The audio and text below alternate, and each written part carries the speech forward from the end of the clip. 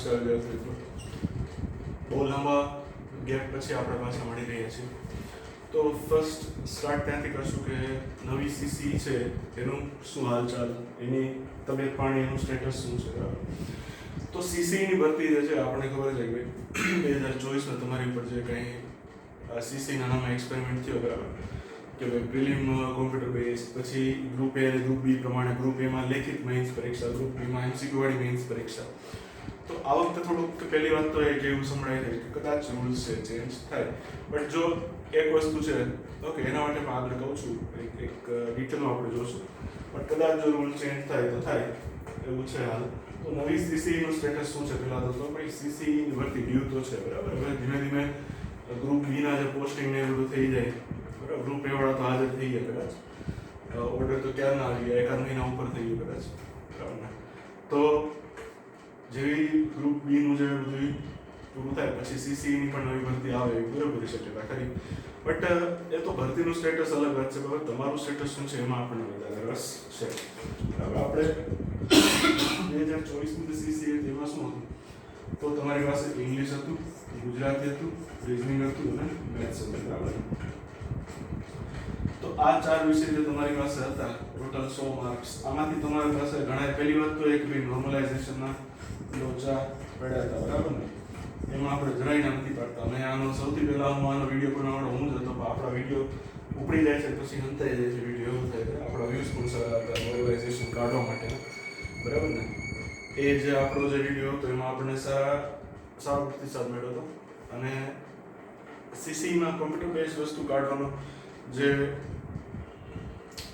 આંદોલન તો નહીં કહું, બટ એનો જે પહેલ છે આપણે કરી હતી, બધા આપણે બહુ હાઇલાઇટ થયા જ નથી ક્યાંય, બહુ નહીં, જરા હાઇલાઇટ નથી થયા, બટ સ્ટીલ ઓકે. તો લાસ્ટ ટાઈમ આ ફોર્મેટ હતું, બરાબર, આ લોકોની ફિલિંગ્સ. હવે આ વખતે ઓનલાઈન લે છે કે ઓફલાઈન લે છે એના હજી કંઈ ક્લિયર નથી થયું, બટ કદાચ આવું બને કે ભાઈ આ લોકો હવે કદાચ ઓફલાઈન મોડ ઉપર આવે, પણ ઓફલાઈન લે તો આપણે ભરવાનું તો આ જ છે ને પેપર. એટલે પહેલાં તમારું સ્ટેટસ મેં દેખ્યું છે અહીંયા, તો તમારામાંથી મોટાભાગે એવા વિદ્યાર્થીઓ હશે જે 2024ની સીસી હતી એમાં પ્રિલિમમાં પાસ ન થઈ શક્યા, બરાબર ને. મોટાભાગે તમારામાંથી એવા છે કે ભાઈ જે ફોર્મ ભર્યું હતું પ્રિલિમમાં પર ગયા હતા, બાકી ત્યાંથી આગળથી કંઈ મેળ પડ્યો નહીં. અને અમુક એવા છે, બહુ ઓછા પબ્લિક આપણું એવું છે કે ભાઈ જે ગ્રુપ એની મેઇન્સ આપીને ફેલ થયા હોય, અથવા ગ્રુપ બીની ફેલ થયા હોય, અથવા બેમાં ફેલ થયા હોય. જેને એની મેઇન્સ આપી છે એ બીની આપી જશે, બરાબર ને. તો આવા કન્ડિશનમાં જો તમે એવામાંથી આવતા હોય કે તમે પ્રિલિમ પાસ નહોતા થઈ શક્યા, તો તમારે પહેલાં તો એ જોવાનું, ગુજરાતીમાં તો ચલો ગુજરાતી તમારે ક્લિયર છે એટલે આનો હું નથી કરતો કંઈ, પણ તમારે હવે પહેલાં એ જોવાની જરૂર છે કે ભાઈ આપણે ઇંગ્લિશ, રિઝનિંગ અને મેથ્સ આ ત્રણમાંથી આપણે કયા વિષય એવા છે જે આપણે કમ્પ્લીટ થયા, અને ક્યાં એવા છે જે આપણે હજી ક્યાંય એનો બેઠો નથી, બરાબર, જે કમ્પ્લીટ થયા નથી. અને જો ના થયા હોય કમ્પ્લીટ તો એનું કંઈક કરવાની ખાસ જરૂર છે. પછી ભરતી આવશે પછી જો લોકો એમ કહી દેશે કે અમે 1-2 મહિના લઈ લઈએ પરીક્ષા, પ્રિલિમ પરીક્ષા, તો વળી પાછા અત્યારે અહીંયા આપણે આવી ઊભા રહેશું. એના કરતાં ઇંગ્લિશ, રિઝનિંગ અને મેથ્સ છે, તો આમાંથી મેથ્સ એપ્ટિટ્યૂડ છે ને ભાઈ, ક્વોન્ટિટેટિવ એપ્ટિટ્યૂડ, બરાબર. તો આ જે 3 વિષય છે આમાંથી તમારે ખાસ પહેલાં તો એ જોવાની જરૂર છે કે તમે ક્યાં અટકા છો અને ક્યાં તમારે વર્કની જરૂર છે. તો જ્યારે સ્ટેટસની વાત આવે તો પહેલાં આપણે આ વસ્તુ કરવાની થાય કે તમારે આ 3 વિષયમાંથી અત્યારે તમારી શું પરિસ્થિતિ છે, કેમ કે પછી શું થાય કે ભાઈ મેઇન્સનો જે સિલેબસ છે, બરાબર, મેઇન્સનો ગ્રુપ એનો અને ગ્રુપ બીનો સિલેબસ છે, બહુ વિશાળ સિલેબસ છે, બરાબર. અને જ્યારે આપણે ના નથી પડતા, બહુ મોટો સિલેબસ છે અને હોવો પણ જોઈએ, પોસ્ટ એવી હતી. તો મેઇન્સની વાત તો આપણે પછી કરશું, પહેલાં આપણે પ્રિલિમમાં એ જોવાની જરૂર છે કે તમારે આમાંથી શું થયું છે અને શું નથી. અને બીજી વાત એ કે ભાઈ સિલેબસની કમ્પ્લેન્ટ તો છે જ, એની સાથે એક પેપર બાકી રહેવાની અથવા પેપર પૂરું ન થવાની પણ કમ્પ્લેન્ટ હતી, બરાબર. તમારામાંથી ઘણા એવા હતા કે આપણે સર પેપર પૂરું થયું નથી, આપણે પેપર બાકી રહી ગયું, બધા સવાલ જોઈ નથી શક્યા. તો એનું એકમાત્ર કારણ એ જ છે કે તમે પ્રેક્ટિસ નથી કરી, તમારે પ્રેક્ટિસનો પૂરેપૂરો અભાવ છે, અને બીજું તમારે મોક ટેસ્ટ આપવાનો પૂરેપૂરો અભાવ છે. આ બે વસ્તુ ના હોય તો તમે ક્યાંથી એમાં પાસ થાવ. સીધું સરળ સમીકરણ છે, બીજું કંઈ કાઢવાનું છે નહીં. તમે પહેલાં તો તમે સિલેબસ પૂરો ના કરે, તમે ભાગતા રહ્યા કે ભાઈ મને મેથ્સ નથી આવડતું, રિઝનિંગ નથી આવડતું, મને મેથ્સ નથી આવડતું, મને રિઝનિંગ નથી આવડતું, એમ કરી કરી તમે ભાગ કરે. અને ઓલા નિયમ કંઈ ત્યારે બદલા નહીં, તો બહુ ધમપછાડા કર્યા વગર નિયમ પહેલી વાર હતા, એટલે કે એ લોકોને એમ કે ભાઈ નથી બદલા. પછી જો કે જે બોડી હતી એક્ઝામ જેણે લીધી એની તરફથી પણ આપણે પ્રોપર વર્તન થયું એવું આપણે નથી કહેતા, કેમ કે નોર્મલાઇઝેશન છે, બરાબર. નોર્મલાઇઝેશન થયું તો એમાં એવું છે કે ભાઈ નોર્મલાઇઝેશનમાં ઘણા લોચા હતા. અમુક વિદ્યાર્થી એવા હતા જેને 20-25 માર્ક વધી જતા હતા, અમુકને 4-5 નહોતા વધતા. તો આ કેસમાં છે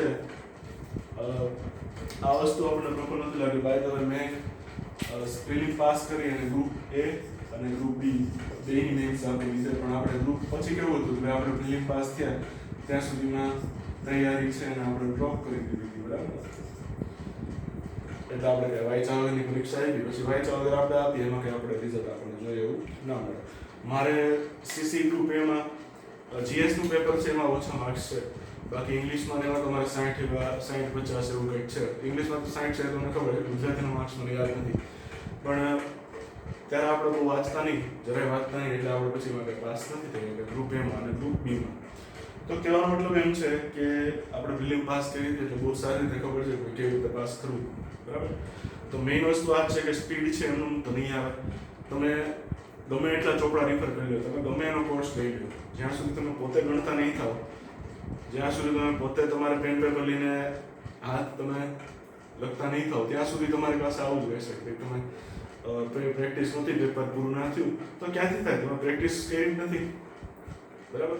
તમે પ્રેક્ટિસ કરો તો પેપર પૂરું થાય. સ્પીડ જ ન આવે, તમે પ્રેક્ટિસ નથી કરી તો, બરાબર. એટલે આવું છે કે તમારું સ્ટેટસ શું છે હાલ, તો કે ભાઈ એ તમે જુઓ ખાસ. અને જો હજી આ 4 વિષયમાંથી આ ગુજરાતીને તો તમે નહીં જ ઇગ્નોર કરતા હો, આ જો હજી 3 માં તમને એમ હોય કે ભાઈ હજી રૂલ ફરે અને આપણે બચી જાય, તો આ તો સ્ટ્રેટેજી જ ખોટી છે કે ભાઈ રૂલ ફરે આપણે બચી જાય. નહીં તો તમે બહુ એમમાં પછી એવા જતું થાય. રૂલ ના નહીં ને આપણે તેમ જ કહીએ છીએ કે રૂલ ફરે, પણ ધારો કે રૂલ્સ નથી ફરતા, ધારો કે સિલેબસ નથી ફરતો અને આવું નવું પૂછવાનું, તો પાછું આપણે એનું એક થશે. પછી પાછું વળી 2026માં આવા ટાઈમે વિડીયો ગોતવાના કે ભાઈ નવી સીસી આવવાની છે, નવી આવવાની છે કે નથી આવવાની. તો આ પછી એક જાતની સાયકલ બની જાય. આ સાયકલમાં આપણે હાલવાનું નથી. આપણે શું કરવાનું થાય છે તો કે પહેલાં તો જો આ 3 વિષય બાકી હોય તો પહેલાં તો આ પૂરા કરો, કેમ કે આમાં બાકી રહેશે પછી તમને મેઇન્સમાં ઘડવાના જ છે, બરાબર ને. ઇંગ્લિશ આખું પેપર ઇંગ્લિશનું આવશે ગ્રુપ એમાં, અને બી છે તો એમાં તમારે આ 3 વિષયનું કંઈક ને કંઈક તો પૂછવાનું જ છે. તો પછી એ જ્યારે પૂછાતું હોય છે ત્યારે પછી આપણને ટકો નહીં પડે. એના કરતાં બેટર વસ્તુ એ છે કે પહેલાં આ 3 વસ્તુને ક્લિયર કરી લો, આ 3 સિલેબસને ક્લિયર કરી લો, ઇંગ્લિશ, રિઝનિંગ અને એપ્ટિટ્યૂડ, ક્વોન્ટિટેટિવ એપ્ટિટ્યૂડ, તો તમારું સ્ટેટસ છે એક સારું થશે. અને જે વિદ્યાર્થીઓને એમ છે કે આપણે સેટ ક્લિયર જ છે બધું, તો આપણે રિવિઝન કરવાનું રાખો.